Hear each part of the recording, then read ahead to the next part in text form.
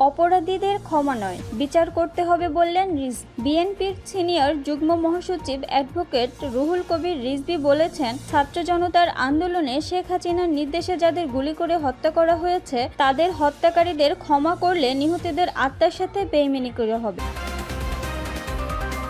একটি রাজনৈতিক দলের প্রতি ইঙ্গিত করে তিনি বলেন, তারা বলছেন আওয়ামী লীগকে ক্ষমা করে দিয়েছেন, গণহত্যাকারীদের কিসের জন্য ক্ষমা করতে বলছেন তারা? হত্যাকারীদের কি বিচার হবে না? তিনি বলেন, ট্রাইব্যুনাল করে প্রতিটি হত্যার বিচার করতে হবে, প্রতিটি অপরাধের বিচার করতে হবে। যদি শেখ হাসিনা সহ অপরাধীদের বিচার করা না হয় তাহলে বাংলাদেশ কবরস্থানে পরিণত হবে। আজ বুধবার বিএনপির ভারপ্রাপ্ত চেয়ারম্যান তারেক রহমানের পক্ষে আন্দোলনে নিহত গোলাম রাব্বানীর বাবার হাতে অনুদান তুলে দেওয়ার সময় তিনি এসব কথা বলেন। শাহবাগে পিজি হাসপাতালের পাশে তাদের পারিবারিক ব্যবসা প্রতিষ্ঠানে গিয়ে রুহুল কবির রিজভী এই অনুদানের টাকা তুলে দেন।